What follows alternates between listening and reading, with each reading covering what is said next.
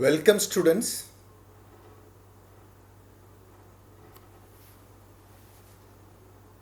For the 5th semester students, we are now in characterization of phytochemical investigation. Last class we have seen about the important chromatographic technique of HPTLC with a video of how the applications, how the things have been done. Today we are continuing with two other chromatographic techniques, but not in a very brief manner, not going in very detail. Gas chromatography, there is GLC and GSC is also there. Gas liquid chromatography, gas solid chromatography. We will have a short discussion, and then supercritical fluid chromatography, SFC. Already supercritical fluid carbon dioxide, liquid carbon dioxide during extraction we have already discussed. It is a latest technique which is more useful in phytochemical extraction. In chromatography also we can use this supercritical fluid chromatography. And then today the starting about the characterization with an instrumental methods, UV and visible spectroscopy. There are many other instruments have to be discussed, but still today we are starting with that also in this lecture. Gas chromatography, when you talk about gas chromatography, the student should know that chromatography is a technique which is used for separate a mixture of compounds, separate the component from a mixture of compounds. So you can see the gas chromatography, you can see the carrier gas or you can see the mobile gas, which I have just made a round and showing. This is the compressed with pressure gas is present, which will pass through the column or pass through the chromatogram. So you need a gas flow pressure regulator because it is pressurized gas which used to pass through the column. And the next area is about the injection spot with the sample. That is a spot where you have to inject the sample, as we have seen in the HPLC. We have seen this injection spot. This usually will be in the Raynaud system of the loop system will be there. We can inject the sample in micro ml. And then the next stage is column. You see the column is very lengthy column, will be wounded and it will be inside the oven to control the temperature and pressure. And while the component of the sample getting separated in our column, the column, if it is a liquid, then we can say GLC. The column is filled with a stationary phase with a solid of silica gel or alumina, then you can say it is a gas solid chromatography. Usually liquid, gas liquid, by partition chromatography it will get the separation of the mixture of compound. Then comes detection. Here usually detection can be done by means of flame ionizing detector. Why not we can use even UV detector as we did in HPLC. This is also possible to use the detector. And after detector you can see it will be connected to the computer and we will get the graphical appearance. The peak values and peak areas can give you the idea about the component which is getting separated using computer data analysis. And the waste material can be recovered. The sample can be recovered as you did in HPLC also, the same thing can be followed. This is the original instrument in our lab. How you can see the pressurized gas entering into the column through the flow pressure regulator and sampling area, and then it comes to the column and detector, and then it will be connected to the computer. Even there will be many parameters how to control the pressure of the gas, and the column also should be purified as we did in HPLC. It's all needed before performing this gas chromatography. Usually gas chromatography will be connected with mass spectrophotometer, not mass spectrometry, mass spectrometer, no, actually UV spectrometer or mass spectrometry. The mass number, and as well as we had a very good seminar in which Dr. Manoj, how he explained even not only the molecular weight or the molecular formula can also be detected by means of various database. AI technology is possible to be identify the compound very interestingly. Gas chromatography is a well-established analytical technique commonly used for the characterization, quantization or quantification amount and identification of volatile compounds. It can be used in many different fields such as pharmaceuticals, cosmetics, and even environmental toxins. Since the sample to be volatile, human breath, blood, saliva, other secretions containing large amount of organic volatiles can be easily analyzed using gas chromatography. The powerful separation efficiency and sensitivity detection makes gas chromatography GC is a useful tool for analysis of essential oils. But at the same time, it has some limitations also. Despite of its advantages, gas chromatography analysis of herbal products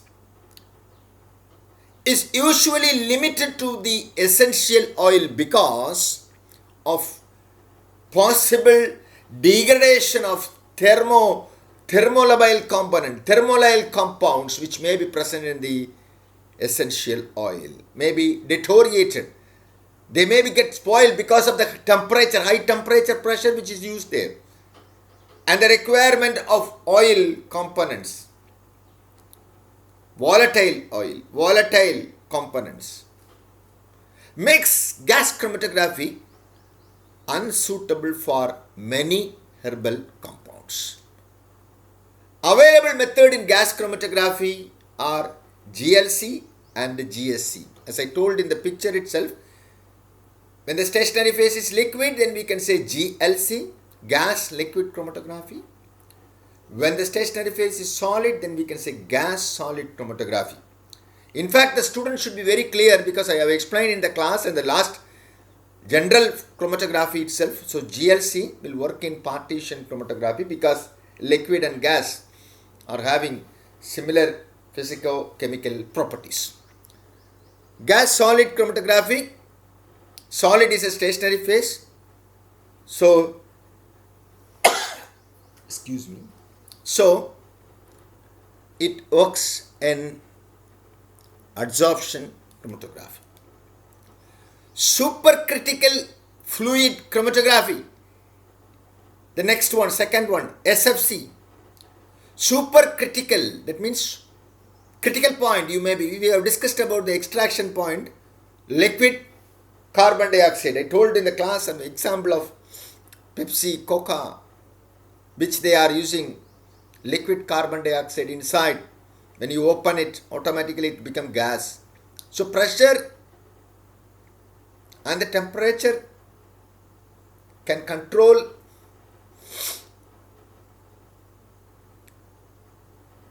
a matter.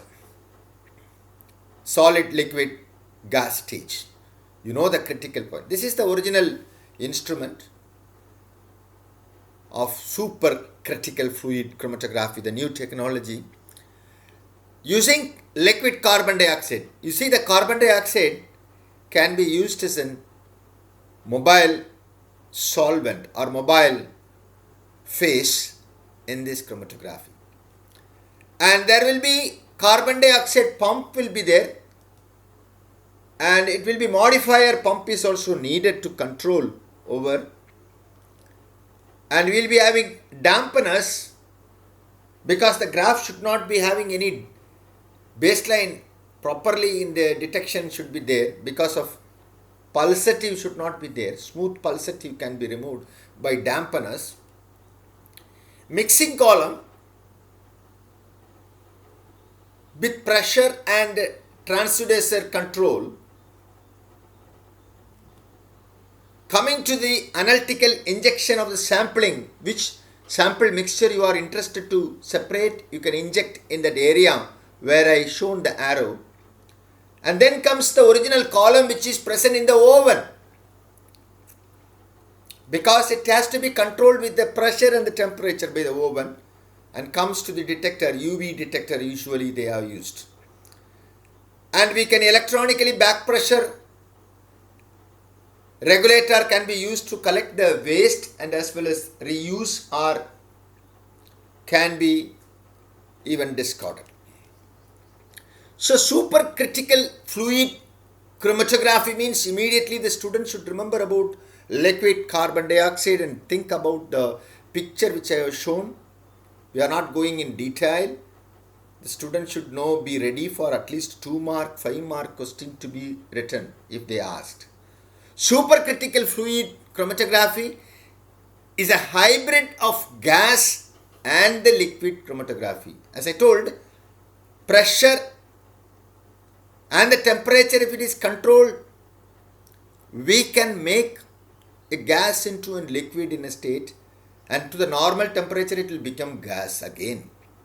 So supercritical fluid chromatography, we are using carbon dioxide.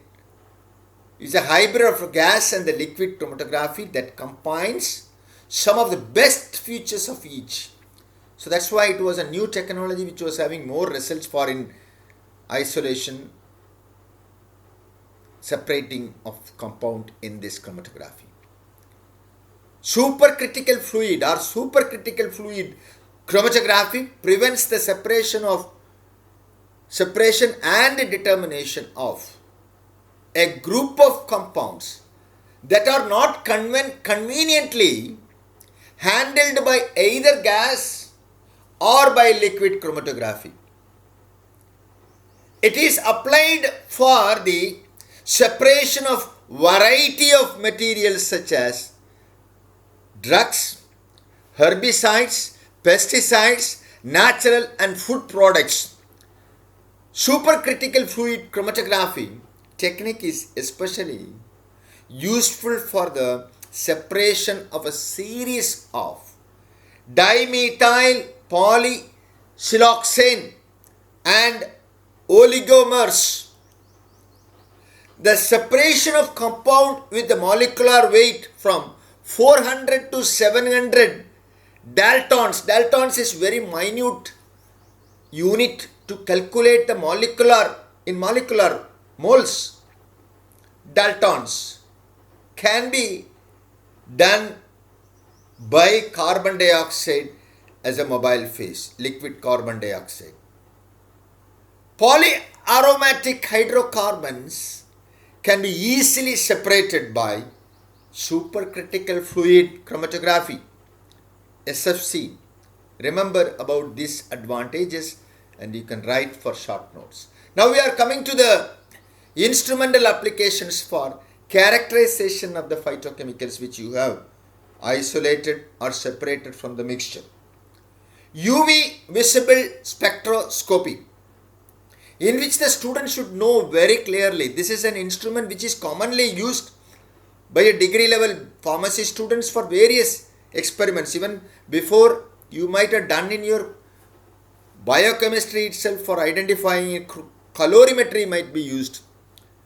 cuvettes. You may be knowing the picture where the cuvette is a colored solution which was colorimetric. She was keeping inside the cuvette holder and selecting the filters and finding out the concentration of the solution by the light absorption. The student should know about various parameters. Any organic molecule, it is kept in the light source, or a light is made into fall on an organic molecule, the molecule will get excited. And automatically it goes to the excited state and it comes to the ground state if it is an UV light falls on an organic molecule. Light source you know very well, UV, visible, IR, cosmic, X-rays. It's a polychromatic lights. So, lights are measured in nanometer or angstrom. We have discussed in the class. I have asked many questions about with the students. Why object is white in color, why it is green in color, why it is black in color. Visible radiation. And so that is what the basic knowledge should be there for the student. Visible radiation from 400 to 800 or 750 nanometer. In the smaller classes you might have studied about the prism and the teacher might have told about the VIBGR. These colors are visible for us. The measuring of that visible radiations are 400 to maximum 800 nanometer approximately.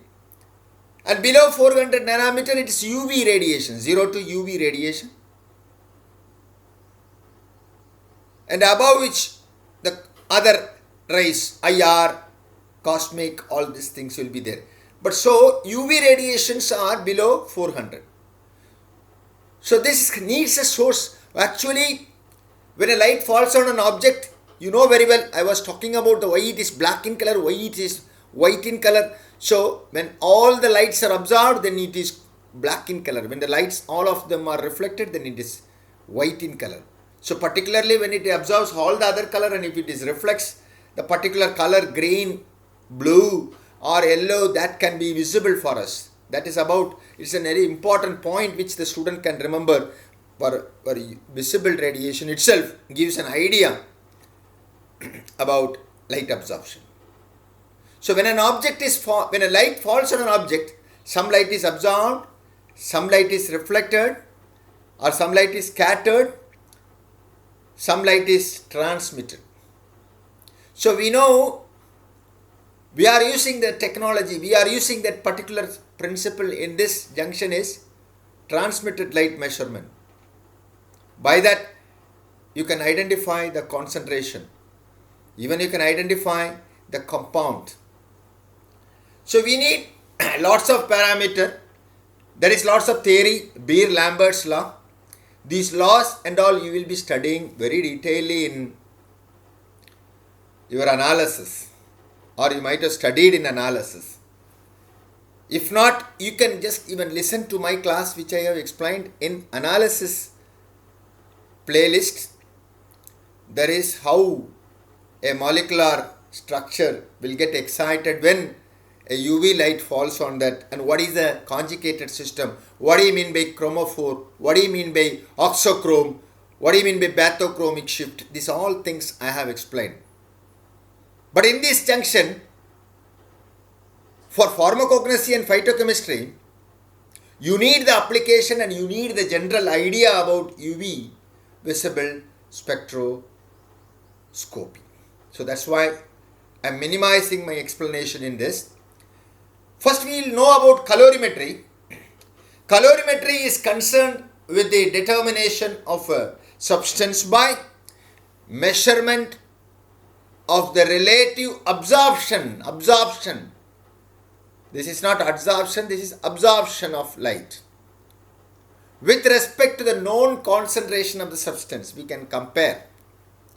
Even you can just, we can say very simple, dark color, light color. Dark means more colored substance are there, light means less colored substance is there. By eye itself you can identify which is high concentration, which is low concentration, which is thick, which is light in preparation itself, in the home itself, we can identify very clearly. So visually calorimetry, natural or artificial white light is generally used as a source for visible light. Mercury lamp, tungsten lamp can have visible light determination are usually made. Very simple instrument is by calorimeter. We can identify by our eye itself. When you see, you can see dark color, light color. By that you can say this is high concentration, this is low concentration. Blue color solution is copper sulfate. And you can say if it is yellow color solution, picric acid. You can identify the compound by means of your eye. That is called calorimetry. When eye is replaced by another photo multiplier, when the eye is replaced by photoelectric cell, the instrument termed as photoelectric calorimeter. So student can easily remember what is photoelectric calorimeter. Photocell, in the smaller classes you might have studied photocell, which will have a cathode. When the photons or the electrons fall on this cathode, it will enter into another diodes. We will be keeping diodes, and these diodes will multiply and then an anode, and they will generate a current, and we can find out how much, what is the strength of the light by means of the photons emitted. So when eye is replaced by an photo multiplier, then you can say photoelectric calorimeter. Now we are coming to the UV. In UV spectrometric, usually in our institution also we have UV visible spectrophotometer, they used to say, because both the lights, both the sources will be there. Both the lights, UV lights and visible light. Visible light by tungsten light, and UV lights can be generated by deuterium or hydrogen lamp. In UV spectrometry analysis, a source of radiation is used that extend in the ultraviolet region of the spectrum. Where the ultraviolet region? You should remember 0 to 400. After 400 to 800, it is visible radiation in nanometer. I am telling about the unit nanometer. Armstrong means it is more. From this, a definite wavelengths of radiation are chosen, processing a bandwidth of less than 1 nanometer. That means bandwidth. Whenever you are selecting, there should be particular bandwidth. It should not be more variation should not be there. You should use a slit, the light passing, the bandwidth should be 1 nanometer. Very minute bandwidth should be used for measuring the light of transmitted through a sample or a reference or a standard. The instrument employed for this purpose is called UV spectrophotometer. This is UV spectrophotometer. When you are using UV light with deuterium light source, and when you are using a photomultiplier for a detection, then it is called spectrophotometer, UV spectrophotometer. When you are using visible light, then it is called photoelectric calorimeter. So when you can use both the instruments, in one nowadays always available. In our college, in our lab also we have UV visible spectrophotometer. UV spectrophotometer is a combined form of UV spectrometer and a photometer. So students should know what is it. It is a combined form by means of picture. As a basic idea, at least you should explain. It is a combined form. The students should know. This is the monochromator prism. What is the use of the prism? It's a monochromator.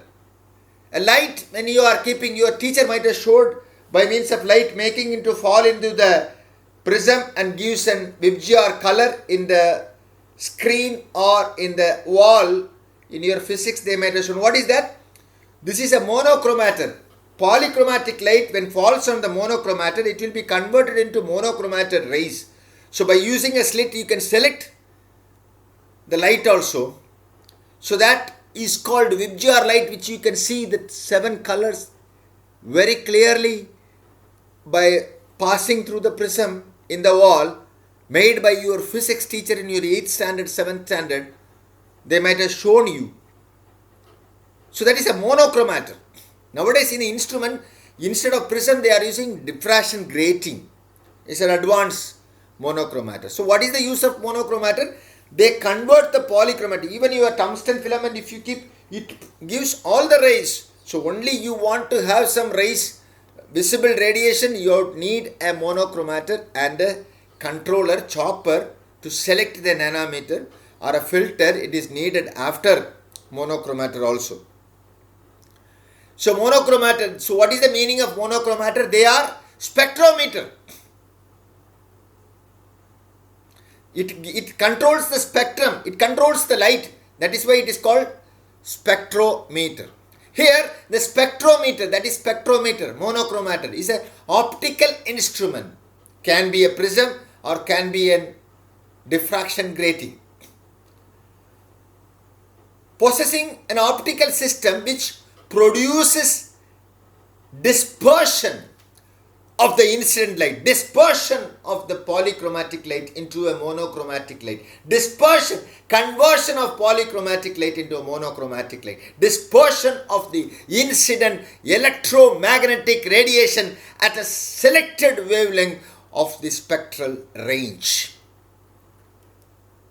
This is the next round I made. This is phototube or a photomultiplier or a photometer.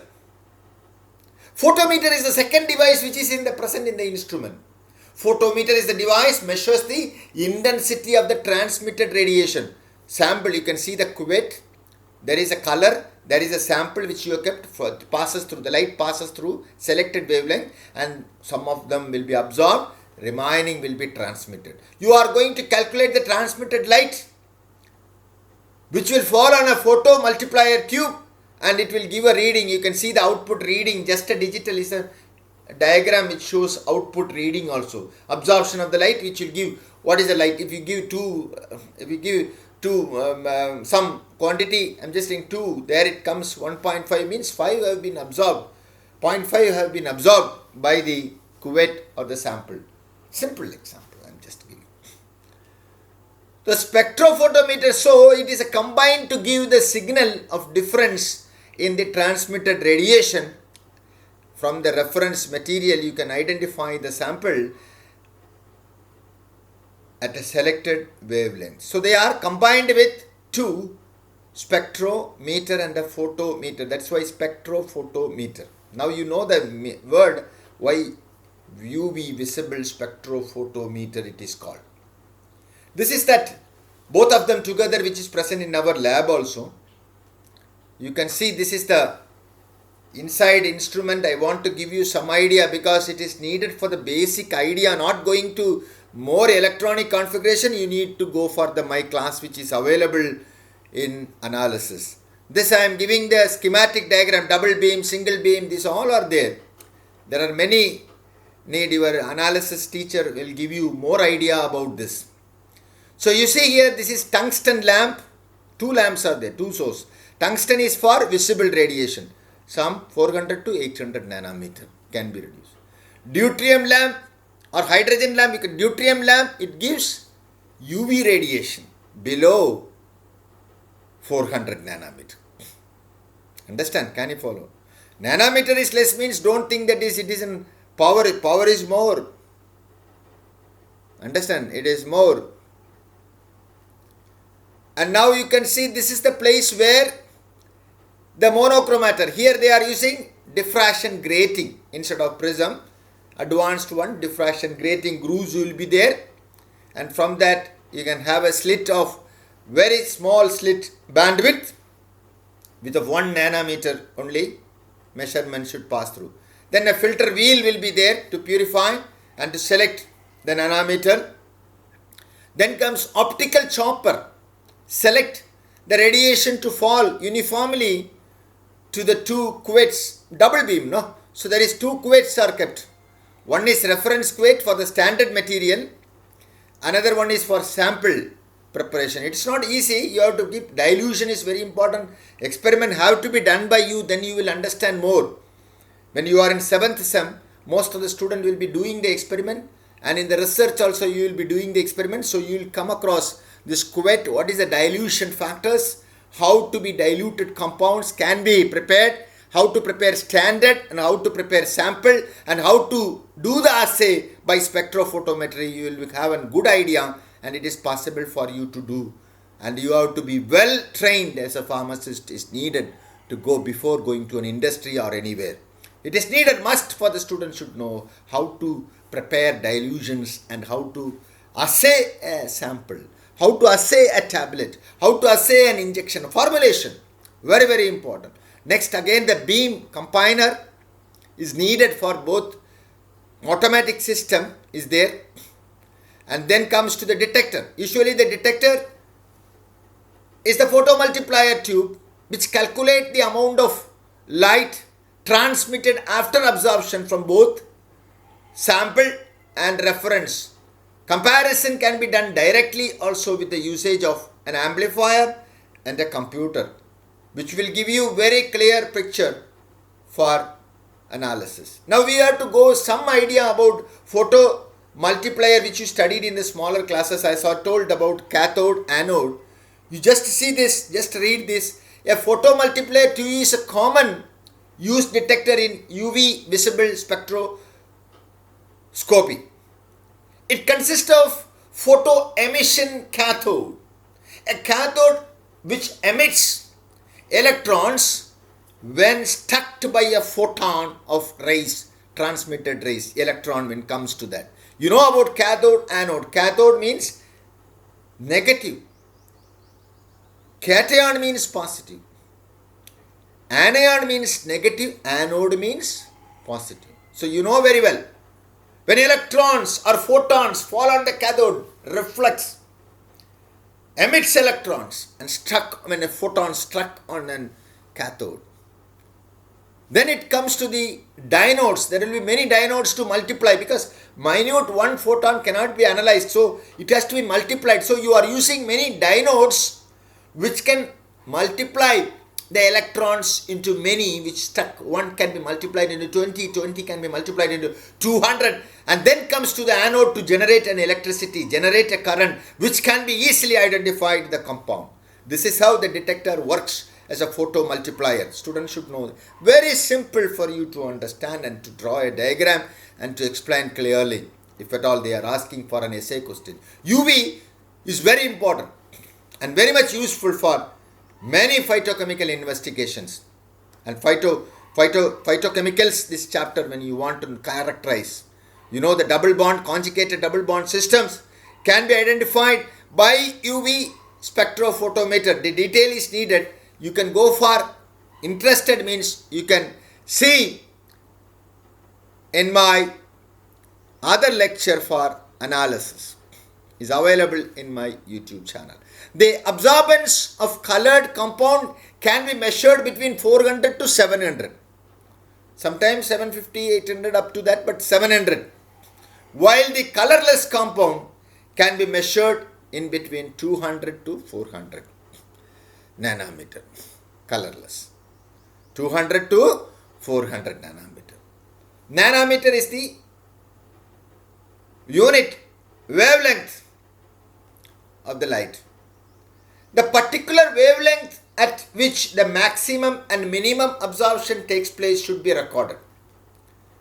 A pure phytoconstituents which can show a characteristic UV spectrum, the peak of maximum absorption, should be purified repeatedly from the mixture until the particular characteristic spectra will be obtained with the help of UV visible spectra. So this is usually connected with HPLC and UV detector, so that separated compound, immediately it will be detected by UV spectrophotometry as a detector which is present in HPLC. Already we have seen HPLC, there we told detector. This detector will be present there to find out the compound. Sometimes we can also predict the structure of phytoconstituents like carotenoids. Have general 3 small absorption peak in the region of 400 to 500 nanometer, slightly coming to the visible radiation. We can find out because it has long conjugated double bond system. When there is no more double bonds, more pi bond system, more clouding of electrons, need more nanometer, but energy is less for excitation. So it comes to the visible radiation. That's why fluorescence, when we talk about fluorescence, it absorbs longer wave, shorter wavelength and get excited from the UV radiation and get excited and emits visible light. If single peak persists between 250 to 260 nanometer, the phytoconstituents may be purine, aromatic amino acid phenols, or pyridine polyacetylens, unsaturated compounds. Hydroxyl cinnamic acid, aromatic compounds and ketones have also shown the characteristic UV absorption pattern. The British Pharmacopoeia give identification test of various phytoconstituents based on their UV absorption characteristic like lanethosides C, benzyl penicillin and various alkaloids like morphine, cocaine, reserpine, terbocurane, chloride and colchicine. It is also used for the quantitative evaluation of the phytoconstituents.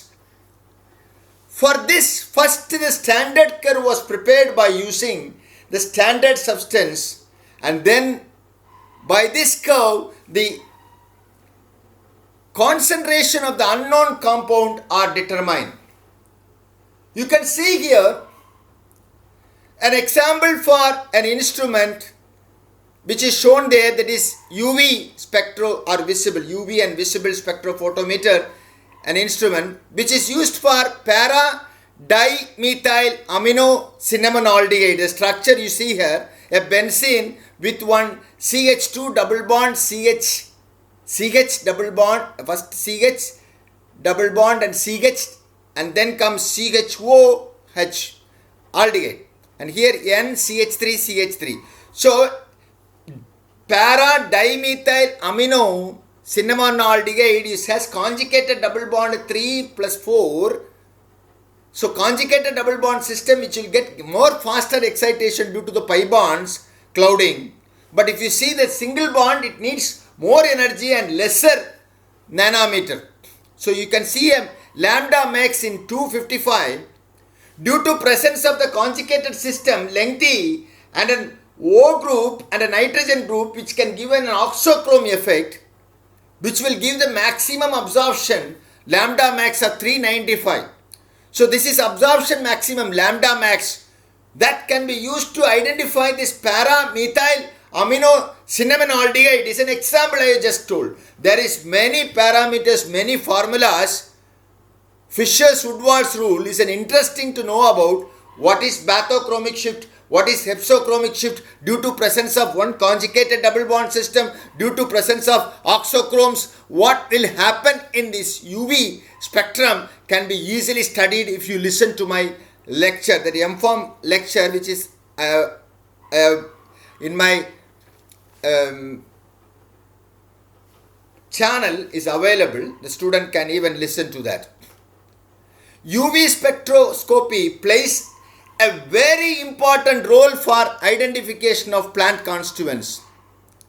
This may be either in the screen of crude plant extract or observation of the elements of chromatographic column during separation of plant products. Generally, the UV spectroscopy of the phytoconstituent should be measured in dilute solution using an appropriate blank. Different phytoconstituents with their wavelength, I have just given an example. For ultraviolet region, for reserpine, you can use a wavelength to identify, that is 268 nanometer, vincrystin 267 nanometer, vinblastin 267 nanometer, vincrystin 297 nanometer, morphine 286 nanometer, glycerinic acid 250 nanometer, capsaicinic acid or capsaicin present in capsaicin, in chelase capsaicin is 248 and 296 nanometer. They give two peaks. And in visible radiation, colored solution, for ergot total alkaloids you can go for 550 nanometer. Morphine, even colorimetric estimation 442 nanometer. Reserpine also colorimetric estimation can be done 390 nanometer. And androquinone in 500 nanometer. So this is some of the examples I have given. But UV spectrophotometry is a very, very important chapter, and dealing with, for example, for this phytochemistry, that is why I just made it into a brief explanation. But students can have to know about the instrument. You have to see in our lab, and you should know about the cuvette, what is single beam, double beam, and you should know about the theories, laws and all when you are studying about in analysis. Actually, you have a paper in 6th, 7th semester. Before that, I think there will be instrumental analysis subject should be there when you are coming to and research. But anyhow, you should know about the application of this, how it is present. Even this instrument, this UV spectrophotometer is a detector present in our HPLC. It is one of the important detector which can detect the compound. So thank you for listening, and listen clearly and prepare, at least write what is its application, how it works. These all things are needed for my student to know. Next class we will go for the next two instrument, IR, NMR, in short manner. I cannot go for detail because it's very long, very big chapters. It need one instrument itself, it need 3-4 classes, how to calculate and all. But UV is one of the important, UV visible, you have to just. So 3 things we have discussed today. Please have a look into this supercritical fluid chromatography and about gas chromatography. Simply 2 mark, 5 mark questions they have asked. That's why I have added this in this lecture. Thank you.